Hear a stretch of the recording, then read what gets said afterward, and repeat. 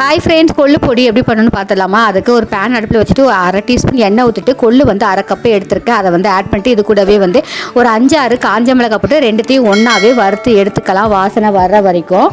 அதுக்கப்புறமா வந்து 3 டீஸ்பூன் கடலைப்பருப்பு ஆட் பண்ணிக்கலாம். இதையும் வந்து நல்லா வந்து வாசனை வர்ற வரைக்கும் வறுத்து எடுத்துக்கலாம். இதெல்லாம் வந்து 4 படை வைக்கிறனால வறுத்து போட்டோம் அப்படின்னா பூச்சிலாம் வராது. அதுக்கப்புறம் வந்து ஒரு 1/2 டீஸ்பூன் வந்து உளுந்து எடுத்துருக்கேன். அதையும் வந்து கலர் சேஞ்ச் ஆகாமல் நல்லா வாசனை வர்ற வரைக்குமே வறுத்து எடுத்துக்கலாம். நெக்ஸ்ட்டு 3 டீஸ்பூன் வந்து உடச்ச கடலை எடுத்துக்கலாம். அதையும் வந்து லைட்டாக வறுத்துக்கலாம். இது எல்லாமே வறுத்து போட்டால் தான் பூச்சிலாம் வராது, நல்லாயிருக்கும். அதுக்கப்புறம் 1/2 டீஸ்பூன் வந்து மிளகு எடுத்துக்கலாம். மிளகையும் வந்து வறுத்து எடுத்துக்கலாம். நெக்ஸ்ட்டு ஒரு 1/2 டீஸ்பூன் வந்து சீரகம், அதையும் வறுத்து எடுத்துட்டு 1/2 டீஸ்பூன் பெருங்காயத்தூள் போட்டு அதையும் லைட்டாக வந்து ஹீட் பண்ணிக்கலாம். உப்பையும் வந்து ஹீட் பண்ணியே போடுங்க, அப்போ தான் வந்து பூச்சி பொட்டுலாம் எதுவும் வராது. இது எல்லாமே நல்லா வறுத்துட்டு ஆறுனதுக்கு அப்புறமா மிக்ஸி ஜாரில் போட்டு அரைச்சி எடுத்துட்டோம்னா சூப்பரான கொள்ளுப்பொடி ரெடி. இது வந்து வெயிட் லாஸுக்கு ரொம்பவே யூஸ் ஆகும். Thank you friends. Bye bye.